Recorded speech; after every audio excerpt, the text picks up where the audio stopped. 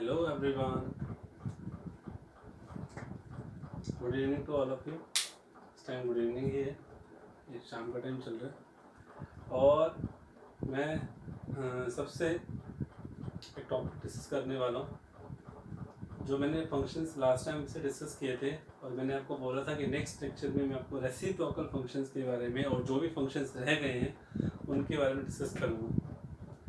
इन सब को स्टार्ट करने से पहले मैं सभी से एक बात कहना चाहता हूँ, वो ये कि बच्चों जो भी आप फंक्शंस के बारे में पढ़ रहे हो, जो आपको ने पिछले लेक्चर में 11th क्लास का फंक्शंस के बारे में टॉपिक डिस्कस किया, रिकॉल किया, तो उनको थोड़ा ध्यान से कीजिए। मीन्स आप कोई भी लेक्चर आप पढ़ रहे हो ना, तो आप स्टार्टिंग से लेके एंड तक जरूर पढ़ें। उसे टाइम तो देना पड़ता है ना, क्योंकि अभी आपकी ऑनलाइन क्लास ही एक पॉइंट है जिसके आप उसको पढ़ सकते हैं। फिर बोल रहा हूँ, आपको कोई किस चीज़ डाउट रहता है, कोई भी लैंग्वेज प्रॉब्लम आ रहा है, तो भी आपको कोई दिक्कत भी आ रही है, तो आप मुझसे शेयर कर सकते हैं, ठीक है। बट आपको वो लेक्चर पूरा देखना चाहिए, आपको पता चलेगा कि स्टार्टिंग से लेके एंड तक हमने उसमें क्या क्या रीड आउट किया और हमें क्या क्या नया पता चला, ठीक है। हालांकि नया कुछ थोड़ा बहुत कुछ होगा, बट उसमें जो भी टॉपिक था मैंने रिकॉल करा है 11th क्लास का, ठीक है। अब जो मैं आपको बता रहा हूँ, जो कुछ फंक्शंस रह गए थे और उसके बाद हम जो शुरू करेंगे इनकी मैपिंग्स, जो क्लासिफिकेशन होने वाला है, ठीक है। आज मैं आपको इस लेक्चर में जो बचे हुए फंक्शंस के बारे में है वो बताऊंगा, साथ के साथ क्लासिफिकेशन ऑफ मैपिंग, यानी कि मैपिंग के थ्रू जो हमारे फंक्शंस की टाइप्स बनती हैं वो मैं आपको बताऊंगा, ठीक है। तो आज हम इस लेक्चर में ये सब पढ़ेंगे और इनसे रिलेटेड प्रॉब्लम्स पे कुछ डिस्कस करेंगे और उसके बाद हमारी एक्सरसाइज शुरू होती है, ठीक है। तो let's have a start with reciprocal function. आप देख रहे हैं रेसिप्रोकल फंक्शन में क्या लिखा हुआ है, that is fx is equal to 1/x 1/x square 1/x and so on. इसलिए लगाया क्योंकि कभी भी पावर ऑड आ रही है, किसी में इवन आ रहा है, किसी में ऑड आ रहा है, तो ये सभी के सभी रेसिप्रोकल फंक्शन काउंट होते हैं। या मैं इनको लिख सकता हूँ कि 1/x raised to the power n, where n belongs to the positive, यानी कि positive integer 1 2 3, x belongs to n आप सीधा बोल सकते हैं, ठीक है। n belongs to n, तो ये आपका नेचुरल नंबर है। अब आप देख रहे हो अकॉर्डिंग टू दिस इनकी ग्राफ अलग अलग बनते जाएंगे। अगर मेरे पास y इक्वल टू 1/x है, ठीक है, now we have the function fx equal to 1/x, okay. तो what is the graph of it? इसका ग्राफ देखो ये बनेगा बेटा, ध्यान से देखिएगा, ये ग्राफ इसका बनेगा, ओके। तो आप देख रहे हो वैल्यूज क्या आ रही हैं, आप देख रहे हो इस ग्राफ में आपको कुछ पता चल रहा है कि एक्चुअली आपको याद रखना पड़ेगा कि इसमें ऐसा ग्राफ आपने कैसे बनाया, क्योंकि 1/x में आप देखोगे कि x की स्मॉल वैल्यूज के लिए y की वैल्यू लार्ज आएगी और x की लार्ज वैल्यू के लिए y की वैल्यू स्मॉल आएगी, ठीक है। इसका मतलब स्मॉल के लिए लार्ज हो रहा है, ओके। और जैसे जैसे आप x को इंक्रीज करते जाओगे y की वैल्यू और डिक्रीज होती चली जाएगी। यहाँ पर ये क्या है, x एक्सिस है, ये y एक्सिस है, ओरिजिन डन है। तो this is about the reciprocal function.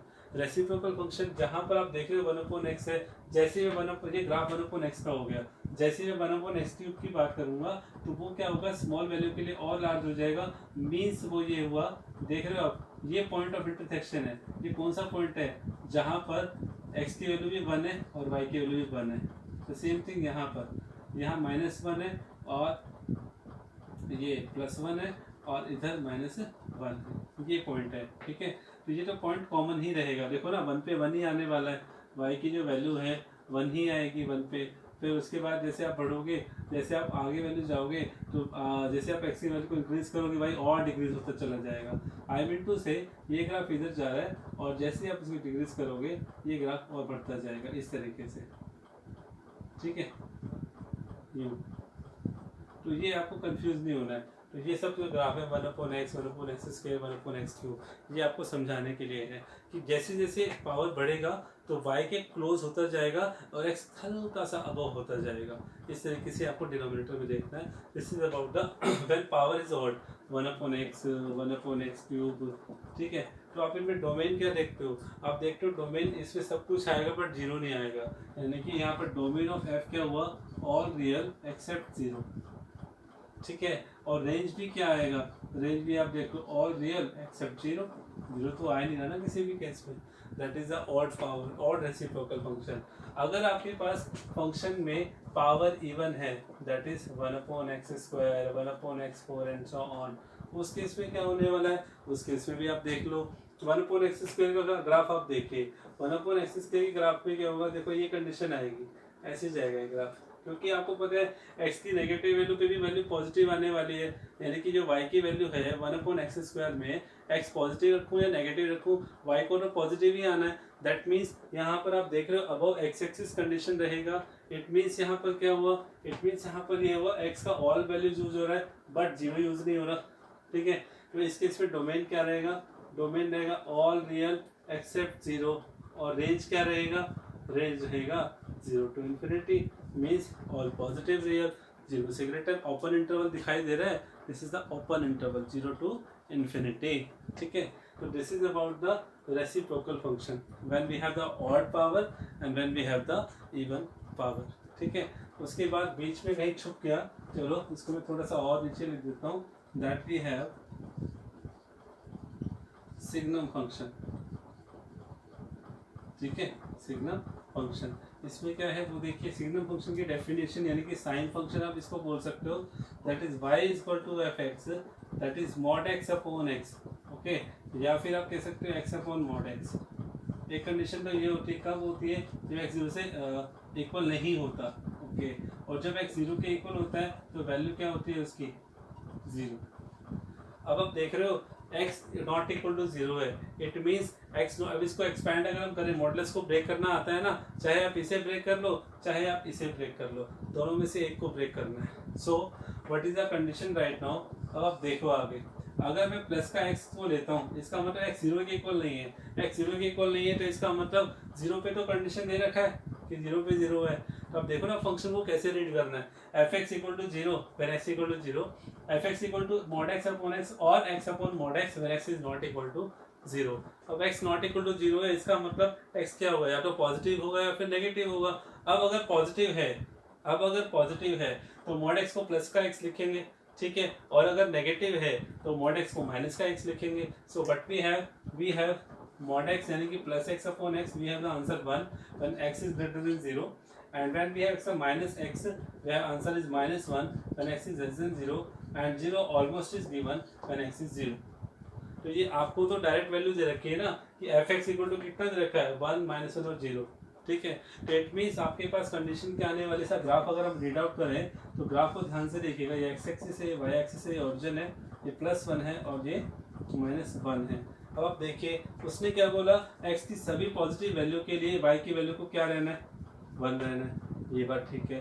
x की सभी नेगेटिव वैल्यूज के लिए, ये नेगेटिव x एक्सिस है ना, ये नेगेटिव y है, तो सभी को -1 रहना है, ठीक है। 0 के लिए 0 ही रहना है, 0 पे 0 ही है, इट मीन्स ये ओपन है भाई, 0 से ग्रेटर, ओके, 0 से ग्रेटर, 0 से लेस। तो यहाँ पर आप देख रहे हो this is the graph of sine function. तो यहाँ डोमेन क्या रहेगा, यहाँ डोमेन तो यही रहेगा कि सारे x की वैल्यू यूज हो रही है, क्योंकि 0 पे 0 है, 0 से ग्रेटर 1 की वैल्यू है, 0 से लेस -1 की वैल्यू है। यहाँ डोमेन क्या रहा, डोमेन रहा all real, okay, and range क्या रहा फंक्शन का, that is only 3 values, -1, 0 and +1। So this is about the sine function, ठीक है, आपको समझ में आ गया, ये है हमारा साइन फंक्शन। नेक्स्ट हम जो पढ़ने वाले हैं, नेक्स्ट हमारे पास जो दो फंक्शन आने वाले हैं, that we have the exponential function and the logarithmic function, जिनका बेटर यूज आपको करना होगा, आपको पता होना चाहिए इनके बेसिक्स के बारे में, क्योंकि ये बहुत यूज होने वाले हैं, बार बार इनका पता चलना चाहिए आपको, क्योंकि इसके डोमेन और रेंज के बारे में अच्छा खासा क्वेश्चंस में डिस्कशन किया जाता है, और इनके ग्राफ के बारे में भी आपको पता होना चाहिए। So let's have a look on these two functions that we have, exponential and logarithmic function, okay। Okay, so अब हमारे पास क्या है, अब हमारे पास नेक्स्ट जो फंक्शंस आ रहे हैं, एक तो आ रहा है एक्सपोनेंशियल फंक्शन और दूसरा आ रहा है लॉगरिथमिक फंक्शन। आपको मैं बताना चाहूँगा कि एक्सपोनेंशियल और लॉगरिथमिक फंक्शन ना एक्चुअली एक दूसरे के अपोजिट होते हैं। अभी सर अपोजिट वाली कंडीशन कैसे नहीं आपने बताई भैया, एक्सपोनेंशियल फंक्शन आप समझिए, एक्सपोनेंट मतलब पावर, यानी कि पावर में अननोन होना, और बेस जो है आपके पास वो नॉन होगा। अब वो बेस नॉन कैसे होगा, that is constant base, okay, वो बेस क्या होगा, कांस्टेंट होगा, और उसकी पावर जो होगी वो एक वेरिएबल होगी, that is the exponential function. कैसे सर, देख लीजिए, y is equal to F X, ये मैं बार बार लिखता हूँ, आपको पता है, क्योंकि फंक्शन ऑफ एक्स जब तक मैं नहीं लिखूंगा a raised to power x and where condition on a where a is greater than 0 and a not equal to 1, मतलब जो बेस है वो 0 से ग्रेटर होगा और 1 के इक्वल नहीं होगा, ठीक है। This is the condition of exponential function. तो यहाँ पर आप देख रहे हो कि यहाँ पर आपके पास दो कंडीशन आ रही है ए को लेकर कि सर आपने एक तो बताया ए 0 से ग्रेटर है और 1 के इक्वल नहीं है। तो इस केस में यहाँ पर आपके दिमाग में बैठना चाहिए कि y इक्वल टू, मैं बार बार आपको बता देता हूँ कि बेटा y equal to F X, आप समझ रहे हो ना क्या है y equal to F X, आप समझ रहे हो ना कि यार मैपिंग ऑन x कौन सा वेरिएबल होता है, इंडिपेंडेंट वेरिएबल होता है। इंडिपेंडेंट वेरिएबल की कंडीशन ये है, जब तक आप x की वैल्यू नहीं रखोगे तब तक y कैसे मिलेगा, that's why it is called independent variable. तो जो भी आपका फंक्शन आपको दिया जाता है ना वो इंडिपेंडेंट वेरिएबल का होता है, क्योंकि उसको आउटपुट चाहिए। आउटपुट कब मिलेगा, जब आप उस इंडिपेंडेंट वेरिएबल की वैल्यू पुट करते हो। इंडिपेंडेंट वेरिएबल हम किसको कंसिडर कर रहे हैं, x को कंसिडर कर रहे हैं, और आपका आउटपुट कौन है, y है। तो मैंने इनपुट की जो बात की that is related to domain, और जब आप आउटपुट पर आते हो तो वैल्यू ऑफ y आती है, और उस वैल्यू ऑफ y को क्या कहते हैं, दैट इज रेंज, ठीक है ना। तो इतना तो आपको बार बार मालूम है, लेकिन मैं फिर भी आपको बीच बीच में रिकॉल करा रहा हूँ। Okay, now we have that is a is greater than 0 and a not equal to 1. So we have the two cases on the values of a. First case हमारे पास क्या है, केस वन क्या, when a is greater than 0 and less than 1. Okay, and case 2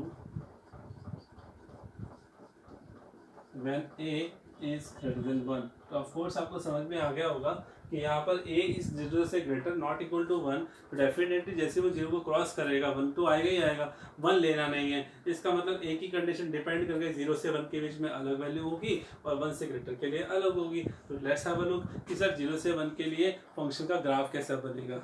okay, अब मैं इस 0 से 1 के लिए आपको एक एग्जांपल लेकर चलूँगा, आपको उससे समझ में आएगा कि इसका ग्राफ यूनिवर्सल ट्रूथ होने वाला है हर 0 से 1 की वैल्यू के बीच के लिए, ठीक है ना। तो इसमें आपको परेशान नहीं होना है। अब वहाँ पर जो आपके पास पावर है x, ठीक है यार, वो तो कुछ भी हो सकती है, पॉजिटिव भी, नेगेटिव भी और 0 भी। क्लियर, सो लेट, अब क्योंकि उसने बेस 0 से 1 बोल दिया तो मैं मान लेता हूँ a की वैल्यू को हाफ।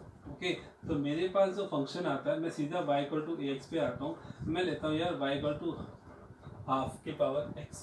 अब आपको ना सिर्फ और सिर्फ मुझे वैल्यू बतानी है, क्या बतानी है, वैल्यू बतानी है। सर इतनी बड़ी ब्रैकेट क्यों लगाया, क्योंकि अब मैं इसकी वैल्यू जो निकालने वाला हूँ वो मैं निकालने वाला हूँ x के बेस पर, ठीक है। आपके पास x कैसा है वो देखिए फटाफट से देखिए, x कैसा है, आपके पास 3 कंडीशंस हैं x के ऊपर, x greater than 0, x equal to 0 and x less than 0। Okay, x greater than 0 पर इस फंक्शन की वैल्यू क्या रहने वाली है, क्या रहने वाली है, क्या मतलब यार एक बात बताओ, बेस 0 से ग्रेटर है, ठीक है, बेस 0 से ग्रेटर है, पावर पॉजिटिव हो, नेगेटिव हो, 0 हो, कुछ भी हो, आंसर तो पॉजिटिव ही आने वाला है। पॉजिटिव से नहीं घबराना है, घबराना ये है कि इसकी वैल्यू कैसे आने वाली है, 1 से ग्रेटर आएगी, 1 के इक्वल आएगी, 1 से लेस आएगी, ये आपको पता लगाना है। कैसे पता चलेगा, लेट्स हैव अ लुक। बेटा 0 से ग्रेटर है, 0 से ग्रेटर है यार, आप ऐसा नहीं है कोई आप सीधा इंटीजर मान लो ना, आपको रियल नंबर मानने की जरूरत ही नहीं है। कभी आपको सर 0 से ग्रेटर आप 0.1 ले लो, अरे यार टाइम बढ़ाना है क्या, सीधा 1 लो ना।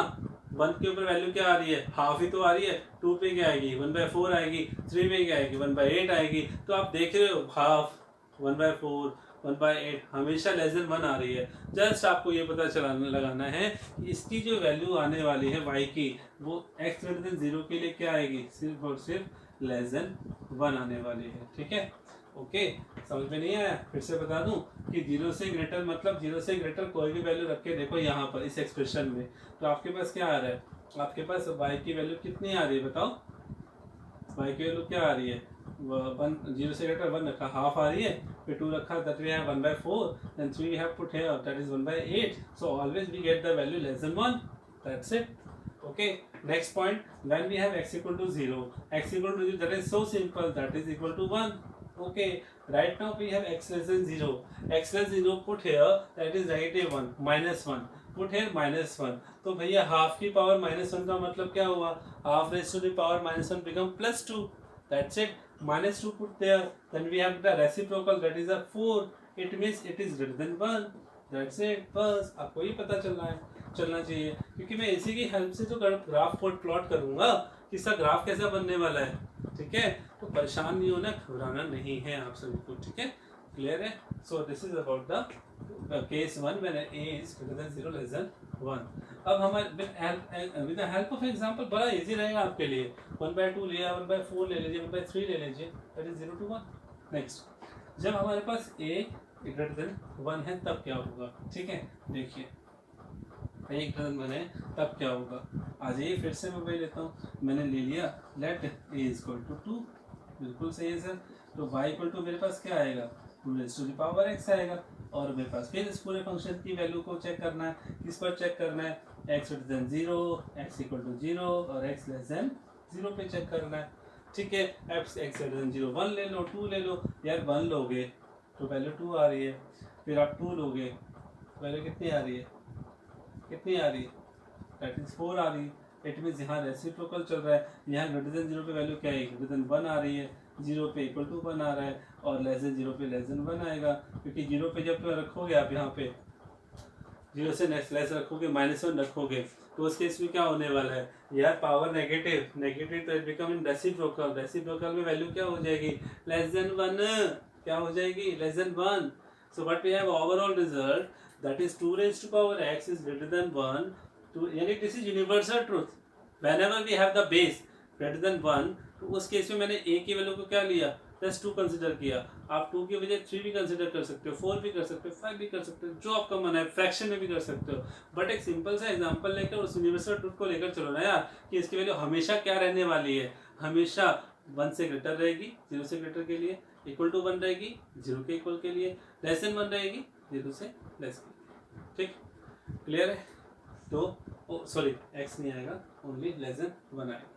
अब इन दोनों की वैल्यूज के हिसाब से, टेबल के हिसाब से मैं ग्राफ प्लॉट करूंगा। अब आप सोच रहे होंगे सर लॉगरिथम आपने पहले क्यों लिख दिया, अरे परेशान होने की जरूरत नहीं है, उसके बारे में भी हम पढ़ेंगे। इसको कब समझ गए ना आप, इसको तो अपने आप समझ गए, लॉगरिथम तो ऐसे चुटकियों में होगा, समझ रहे हो, चुटकियों में दिखाऊंगा मैं आपको। Now look at the graph of exponential function. Yes, case 1,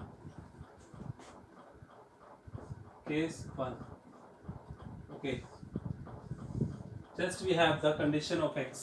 देखिए ये कंडीशन किसकी है, ये वैल्यू आउटपुट है यार, y की value greater than 1, y equal to 1, y is less than 1। x तो सारा यूज हो रहा है ना आपके पास, यानी कि this is your real axis, x axis, y axis. So we have the value of y that is greater than 1 और लेस देन 1, 0 मीन्स इन्हीं पे वैल्यू है 0 और 1 पे रहने वाली है। सबसे आसान सर 0 पे 1 है, 0 पे 1 है, ओके, इस ग्राफ को बनाना 0 पे 1 है, ओके, 0 से ग्रेटर मतलब x की वैल्यू 0 से ग्रेटर राइट साइड जाएगी, 0 से ग्रेटर y ग्राफ क्या रहेगा, y will be less than 1, y will be less than 1। किसके लिए, देखो ना y की वैल्यू लेस देन 1 है, ओके, किसके लिए, x इज ग्रेटर देन 0, यहाँ क्या लिख रहा हूँ, when x is greater than 0, मतलब वैल्यू कम जाने वाली है, ओके। अब देखो 0 से लेस लेफ्ट की साइड आएगा, negative x axis, negative y axis, उसके इसमें क्या होगा, देखो 0 से लेस के लिए ग्रेटर देन 1 वैल्यू जा रही है, मतलब 1 से अबव।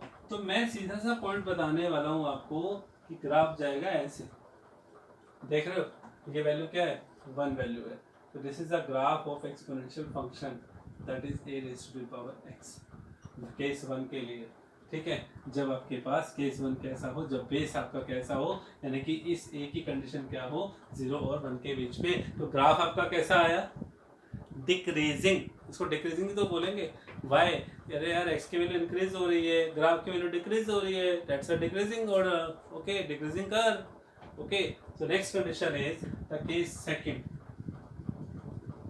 सेकंड केस में आइए, the same thing we have to write down, plot here, that is x, that is y, that is x dash, okay, that is 0, that is 1, the same thing you have to think about it। यहाँ क्या होने वाला है बताओ यार, 0 पे 1 तो है ही, ओके। अब आप देखिए 0 से greater, that is greater than 1, y is equal to greater than 1, means y की कंडीशन greater than 1 है, ओके। 0 से ग्रेटर जाओगे greater than 1 जाएगा, तो यार यहाँ पे ना इसकी कंडीशन को भी ऐसी आप ले लो, देख रहे हो क्या जा रहा है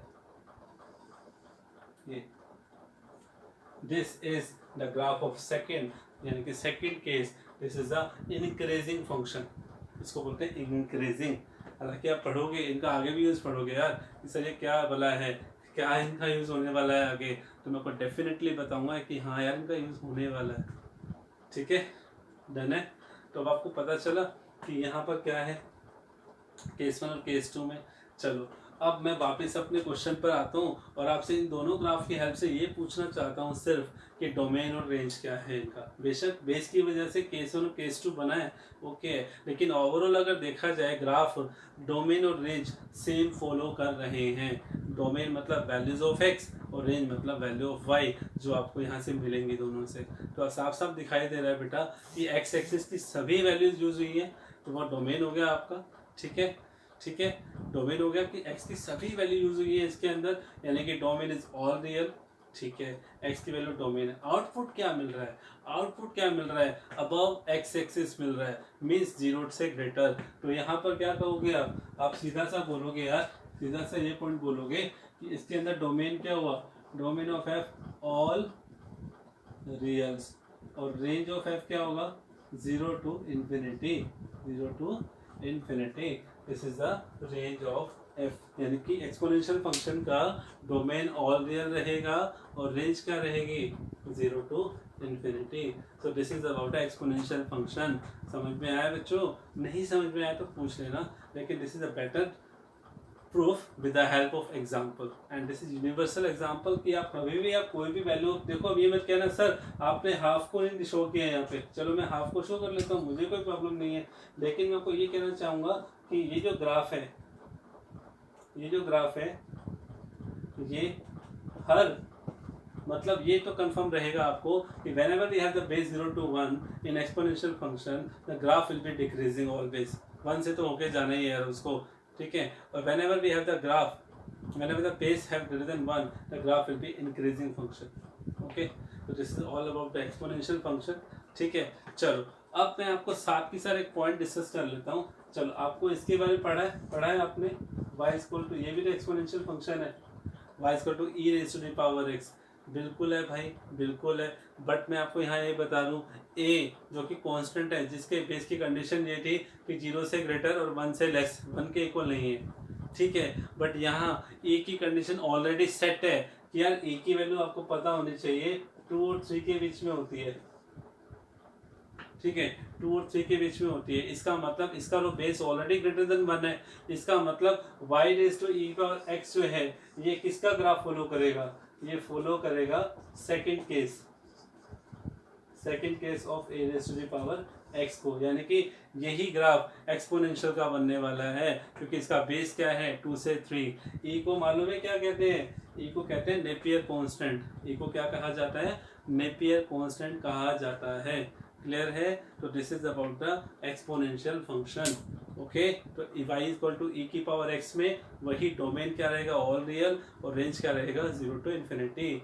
y इक्वल टू a की पावर x में बता दिया a कांस्टेंट है, 0 से ग्रेटर 1 के इक्वल नहीं होगा, बट e में ऑलरेडी बेस डिसाइड होता है, क्योंकि e एक नेपियर कांस्टेंट है जिसकी वैल्यू 2 और 3 के बीच में रहती है, इसलिए वो a की पावर x के सेकंड केस को फॉलो कर रहा है, जिसमें आपको पता चल रहा है ग्राफ कैसा है, इंक्रीजिंग कैसा है।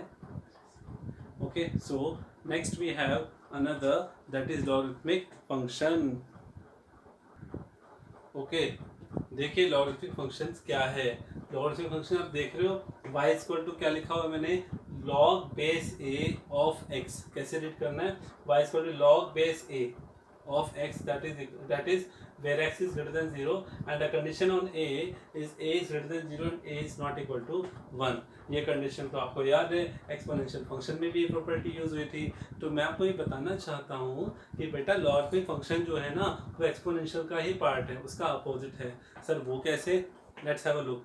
कि मैंने क्या लिखा, y equal to log base a of x, हालांकि लॉग किसका निकल रहा है, लॉग निकल रहा है x का।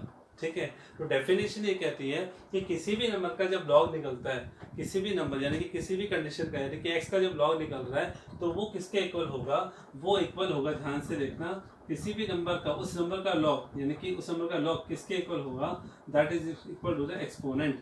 ओके, तो what I want to say that is log base a of x is equal to y equivalent to x is equal to a raised to the power y. ठीक है, इस बात को आप फॉलो करोगे. मैं फिर से बता देता हूँ कि मेरे पास फंक्शन तो ये था. ठीक है सर, इसको आपने क्या लिखा, अरे लॉगरिथम किसका निकाल रहे हो, इस x का निकाल रहे हो ना, तो वो x किसके इक्वल होगा, बेस की पावर y, यानी कि बेस कौन था, लॉग हट जाएगा और ये बेस इसको अपने एक्सपोनेंट में ले लेगा, y को एक्सपोनेंट बना लेगा. तो x इज इक्वल टू क्या हुआ, a raised to the power y. अब आपको ये क्वेश्चन आपके लिए आसान हो गया. मतलब क्या, मतलब आपके पास y इज इक्वल टू ये है ही, आपके लिए तो क्वेश्चन यही हुआ कि sir y is equal to log base a of x. मतलब मैं तो आपसे यही पूछूंगा कि बेटा y is equal to log base ax को सॉल्व करो, इसको सॉल्व करो, हमें तो इससे मतलब है. तो भैया आपको पता होना चाहिए, निकालना तो ये है बट इसको कन्वर्ट करना पड़ेगा किसमें, एक्सपोनेंशियल में, तभी आपके लिए ग्राफ बनाना आसान होगा और वैल्यू भी बताना आसान होगा. तो देखो ना, जैसे ही ये यहाँ गया ए यानी कि बेस को ये एक्सपोनेंट में ले लेगा, लॉग निकल किसका रहा है यार, एक्स का, तो वो नंबर किसके इक्वल हुआ, वो एक्स किसके इक्वल हुआ, वो एक्स हुआ उस बेस के एक्सपोनेंट के. मतलब जो y था ना वो बेस का एक्सपोनेंट बन गया, बेस कौन है यहाँ पर a का एक्सपोनेंट बन गया, वो a raised to the power y equal to x. अब आपको पता है कि ये कंडीशन फिर से आपके दिमाग में आ जाएगी, यहाँ पर आपको पता है a 0 से ग्रेटर और नॉट इक्वल टू 1. ठीक है, a से ग्रेटर 0 से ग्रेटर और नॉट इक्वल टू 1. यहाँ भी दो केस अराइज हो जाएंगे. फर्स्ट सीधी सी बात है, क्या केस अराइज होंगे, पहला केस देख लो, फिर वही बात, when a is greater than 0 less than 1. Okay, तो आपके पास पता है मैंने क्या लेना है, लेट a इक्वल टू फिर से हाफ लेना है. अब आप कंफ्यूज मत हो जाना कि सर ये और जो पीछे कराया था सेम हो गया, नहीं नहीं नहीं नहीं, पीछे आपने जो पढ़ा था y इक्वल टू a की पावर x में पढ़ा था. यहाँ क्या है, ध्यान से देखो, यहाँ y इक्वल था a की पावर x था, यहाँ क्या है, यहाँ x इक्वल है और a की पावर y है. तो कंडीशन रिवर्स हो गई है, हो गई ना रिवर्स. तो सीधा सा पॉइंट क्या है भाई, हाफ की पावर y, यानी कि मैं सीधा पूछना चाह रहा हूँ कि a इक्वल टू हाफ के लिए हमारा क्वेश्चन लॉग पे ही रहेगा, लेकिन उस लॉग को आपको कन्वर्ट किस में करना है, एक्सपोनेंशियल में कन्वर्ट करना है. एक्सपोनेंशियल में कन्वर्ट करके a की वैल्यू हाफ को यहाँ यूज करो, तो x की वैल्यू क्या आ गई, हाफ की पावर y. अब सोचो यार, x की तरह सोचो, इसको x की तरह सोचो जो वहां पे किया था उस क्वेश्चन के लिए, सेम कंडीशन. पैनिक नहीं होना है, ध्यान से पढ़ना है कि half raised to power y. तो कंडीशन किस पे डिपेंड करती है, y पे डिपेंड करती है ना, कि अब की बार क्या होने वाला है कि सर y अगर 0 से ग्रेटर हुआ, y इक्वल टू 0 हुआ, y लेस देन 0 हुआ, तब वैल्यू क्या आएगी, same thing we have to do. या ग्रेटर देन 0 हुआ तो लेस देन 1 आएगी, इक्वल टू 0 तो 1 आएगी, और लेस देन 0 हुआ तो ग्रेटर देन 1 आएगी. किसकी वैल्यू आएगी अब की बार x की वैल्यू आएगी. पीछे वाले केस में क्या था, पीछे वाले केस में x की वैल्यू पुट कर रहे थे तो y आ रहा था, यहाँ क्या हो रहा है, y की वैल्यू पुट कर रहे तो x आ रहा है. ठीक है ना, that is the first case हो गया. अब आ जाओ फिर सेकंड केस के पास. सेकंड केस क्या कह रहे हैं, सेकंड केस फिर से सुन लीजिए. सेकंड केस ये बोल रहा है भाई, यहाँ पर when a is greater than 1, तो just we have to take another example, let a equal to 2 ले लेता हूँ, तो x इक्वल टू कितना बनेगा, 2 रेज़्ड टू पावर y. भैया आप कंफ्यूज मत हो ना, टारगेट आपका यही है, टारगेट यही है कि y equal to log base a of x आपका एक्चुअल फंक्शन है, लेकिन इसको सॉल्व करने के लिए इसको कन्वर्ट किस में करना पड़ेगा, एक्सपोनेंशियल में. ये आपकी सहूलियत के लिए है, ताकि आपसे कोई ग्राफ पूछे ना, आपसे तो ग्राफ इसका पूछेगा, बट आपको पहले इसको उसमें कन्वर्ट करना है. ठीक है, कन्वर्ट करके फिर ये केस 1 और केस 2 की हेल्प से इसको सॉल्व करना है. बहुत ईजी हो जाता है तो वही एक्सपोनेंशियल प्रॉपर्टी तो वही फॉलो करेगा. सो बी केयरफुल, ध्यान से कीजिएगा. ठीक है, तो यहाँ पर अब मैं सेकंड केस लेकर आ रहा हूँ, when a equal to 2, that we have x equal to 2 raised to the power y, and again we have the three value, when y is greater than 0, y equal to 0, y less than 0. ठीक है, तो यहाँ क्या हुआ देखो, comma पहले लगाता हूँ, y ग्रेटर देन 0 के लिए वैल्यू क्या रहेगी, 0 ग्रेटर देन 1 रहेगी, इक्वल टू 0 के लिए इक्वल टू 1 रहेगा, ग्रेटर देन लेस देन 0 के लिए अगर आपको फिर भी प्रॉब्लम हो रही हो तो आप एग्जांपल करके देख लो यार, y लेस देन 0 रख के देख लो, -1 रख के देख लो, -1 रखोगे तो 2 की बार -1, दैट इज हाफ. हाफ क्या होता है, लेस देन 1, तो इट मीन्स वैल्यू क्या रहेगी, लेस देन 1। तो ये केस 1 और केस 2 की कंडीशंस हो गई। ठीक है, अब आप इनके ग्राफ पर आ सकते हैं धीरे धीरे। ठीक है, तो मैं सबसे पहले केस 1 के ग्राफ की बात करता हूँ।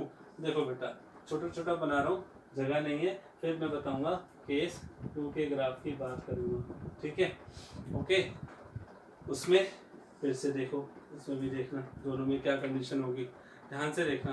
ये आपका x है और ये आपका y है, ये भी x है, ये y है, ये ओरिजिन है और ये भी। हाँ जी, फर्स्ट केस में बताइए आप ध्यान से। फर्स्ट केस की कंडीशन में आपको वैल्यू किसकी आ रही है, x की वैल्यू आ रही है ना, x की वैल्यू क्या आ रही है, 1 आ रही है बीच में। तो पहले आप x इक्वल टू 1 दर्शाओ यहाँ पे, ये रहा भैया x इक्वल टू 1।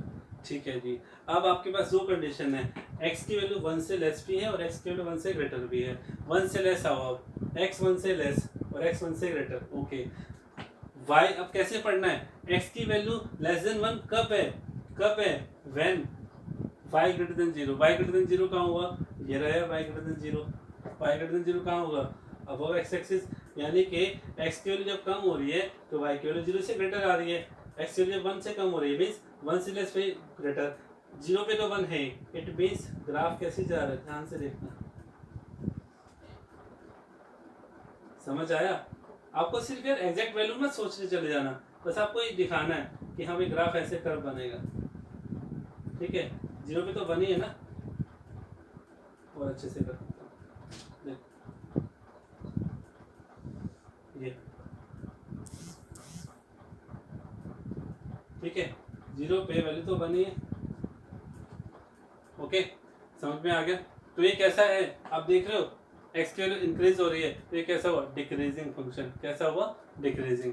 नेक्स्ट क्या है आपके पास, नेक्स्ट है आपके पास ये, देखो इसे, ये कौन है, कौन है ये, यहाँ पर सेकंड केस में देखो x की वैल्यू ग्रेटर देन 1 है, इक्वल टू, यहाँ भी पहले 1 शो कर लो, ये लो 1 शो कर लिया 1, y greater than 0, y greater than 0 above होता है। ठीक है, यहाँ लेस देन है, यहाँ पर y ग्रेटर देन 0 के लिए कंडीशन क्या, ग्रेटर देन 1 है। इसका मतलब ग्राफ क्या जाएगा, 1 से, ध्यान से देखो ध्यान से, जब x की वैल्यू ग्रेटर देन 1, यानी कि x की वैल्यू है ये 1 से ग्रेटर इस साइड जा रहा है, 1 से लेस इस साइड जा रहा है। 1 से ग्रेटर कब जा रहा है, जब y 0 से ग्रेटर जा रहा है। देखो ये रहा 1 से ग्रेटर कब जा रहा है, जब y 0 से ग्रेटर है। तो 1 से ग्रेटर के लिए यहाँ गए और 1 से लेस के लिए यहाँ गए, तो ये ग्राफ आ गया। ठीक है, थोड़ा इसको और ढंग से लिख देता हूँ, क्या यहाँ की कंडीशन हो रही है, मीन्स आप देख रहे हो ये क्या हो रहा है, ये क्लैश तो नहीं कर रहा है, ये अलग अलग ग्राफ है, ये अलग ही दे रहा है। व्हाट आई मीन टू से, मैं सीधा ये बताना चाहता हूँ यार कि ये तो है डिक्रीजिंग, क्योंकि x की वैल्यू इंक्रीज हो रही है तो डिक्रीज हो रहा है।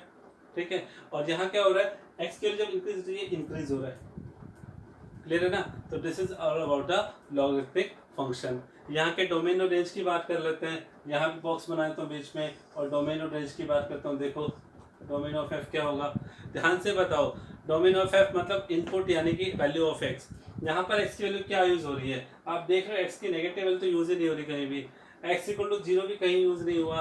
मतलब ये जो ग्राफ है 0 को कहाँ टच करेगा, इनफाइनाइट तक जा रहा है। इट मीन्स 0 से ग्रेटर की वैल्यू यूज हो रही है, तो डोमेन क्या हुआ आपका ऑपोजिट, 0 टू इन्फिनिटी। और रेंज क्या आ रहा है, रेंज क्या आ रहा है, रेंज मतलब output that is y. Y की वैल्यू क्या है बेटा, देखो वाई ऊपर से नीचे जा रहा है या नीचे से ऊपर जा रहा है, सारे इन्फिनिटी वैल्यू यूज हो रही है ना। मीन्स आप देख रहे हो नेगेटिव से पॉजिटिव, पॉजिटिव से negative, all y is using, that's why range is all real. तो आपने पढ़ा कि एक्सपोनेंशियल और लॉगरिथमिक के अंदर दोनों में अपोजिट डोमेन और रेंज था। जो डोमेन ऑफ एफ था एक्सपोनेंशियल में दैट इज ऑल रियल, और रेंज क्या था 0 टू इन्फिनिटी। लॉगरिथमिक में आपने क्या देखा कि डोमेन तो है 0 टू इन्फिनिटी और रेंज क्या है ऑल रियल। ठीक है बेटा, तो ये था आपका पूरा फंक्शंस के टाइप जो मैंने आपको बताया। ठीक है, तो आज मैं आपको यहाँ पर मैपिंग ऑफ फंक्शन भी बताने वाला था, लेकिन मुझे ये लगता है कि पहले हम इस फंक्शन को यहाँ तक क्लियर कट समझ लेते हैं, क्योंकि इनके डोमेन और रेंज आपको समझ में आने चाहिए। मैं जस्ट एक बार आपको रिकॉल करा देता हूँ, फिर मैं नेक्स्ट मीटिंग में आपके साथ बताऊंगा types of function, classification of function with the help of mapping, और साथ के साथ हम उसके क्वेश्चंस भी कर लेंगे क्योंकि उसमें ज़्यादा टाइम नहीं लगने वाला। ठीक है, ये ज़रूरी था, समझाना ज़रूरी था क्योंकि बार बार इसका यूज़ होगा और आप देखेंगे कि मैंने बोला था हाँ बार बार यूज़ होगा। जब नेक्स्ट लेक्चर आएंगे ना, जब आप सब कहोगे कि हाँ सर ये आपने पढ़ाया था और इसका टॉपिक यहाँ से सीधा का सीधा रिलेट कर रहा है नेक्स्ट टॉपिक के साथ। ठीक है, सो मैं आपको ये कहना चाह रहा हूँ कि जितने टाइप्स ऑफ फंक्शंस हमने 11th क्लास में पढ़े थे उनमें ये नहीं पढ़ा था। ठीक है, उनमें ये पता है कहाँ था, ये पता है याद है आपको कहाँ था, ये था लिमिट्स एंड डेरिवेटिव्स के अंदर। लिमिट्स और डेरिवेटिव में एक्सपोनेंशियल फंक्शंस की लिमिट आ रही थी, limit x tends to 0 e raised to power x minus 1 upon x is equal to 1, limit x tends to 0 log का कंडीशन था log of 1 plus x upon x is equal to 1। तो वहाँ जो condition आ रही थी, समझ रहे हो, एक्सपोनेंशियल लॉगरिथमिक के ग्राफ वहाँ यूज हुए थे, बट किसी ने इसको ज़्यादा लिया नहीं, सीरियसली लिया नहीं, लेकिन आप सीरियसली ले लेना, समझ लेना, +2 क्लास है, बोर्ड क्लास है। ठीक है, टाइप्स ऑफ फंक्शंस का मेन रोल रहता है भाई आने वाले क्वेश्चंस में भी, सो बी केयरफुल। तो मैं ये कहना चाह रहा हूँ कि हमने सभी 9 टाइप्स के फंक्शंस पढ़े, रिकॉल कर लीजिए। आइडेंटिटी फंक्शन पढ़ा, दूसरा हमने पढ़ा यहाँ कांस्टेंट फंक्शन, फिर हमने पढ़ा लीनियर फंक्शन, फिर हमने पढ़ा एब्सोल्यूट वैल्यू फंक्शन, फिर हमने पढ़ा ग्रेटेस्ट इंटीजर फंक्शन, फिर हमने पढ़ा स्मॉलेस्ट इंटीजर फंक्शन, फिर हमने पढ़ा absolute value fraction part function, फिर हमने पढ़ा सिग्नम फंक्शन, फिर हमने पढ़ा रेसिप्रोकल फंक्शन, फिर हमने पढ़ा पावर फंक्शन, और उसके बाद जो हमने पढ़ा वो हमने पढ़ा यहाँ पर exponential function and logarithmic functions. ठीक है, साथ के साथ मैं आपको डोमेन और रेंज भी बता दूं। डोमेन आपको पता है, मैंने बार बार आपको बताया कि x की वैल्यू को डोमेन यानी कि इनपुट कंसीडर किया जाता है जब कोई भी फंक्शन तैयार होता है। ऐसा नहीं है कि हमेशा x रहेगा, it depend on the condition कि dependent variable is always considered as a dependent variable is always considered as range and independent variable is always considered as domain. मतलब इंडिपेंडेंट वेरिएबल को हम इनपुट कंसीडर करते हैं और dependent variable को output consider किया जाता है। तो ये सभी फंक्शंस के बारे में था बच्चों। मैं फिर आपको बोल रहा था नेक्स्ट मीटिंग में आपके साथ मैं मैपिंग के बारे में डिस्कस करूँगा। तब तक के लिए आप इसको अच्छे से रिवाइज करें, अच्छे से लेक्चर्स को पढ़ लेंगे, बहुत काम आएगा, बहुत ज़रूर। जैसे वीडियो को अच्छे से लाइक कीजिए, सब्सक्राइब कीजिए अगर आपको समझ में आ रहा है तो, ठीक है, और शेयर कीजिए ताकि सबको अच्छे से पता चले। वैसे पढ़ते जा रहे हैं, सभी को पढ़ना है, समझना है, तो आप अपने जैसे आपकी मेंटलिटी काम करती है, जैसा आपको सही लगता है आप उस तरीके से शेयर कीजिए, लाइक कीजिए, सब्सक्राइब कीजिए। तब तक के लिए थैंक यू वेरी मच।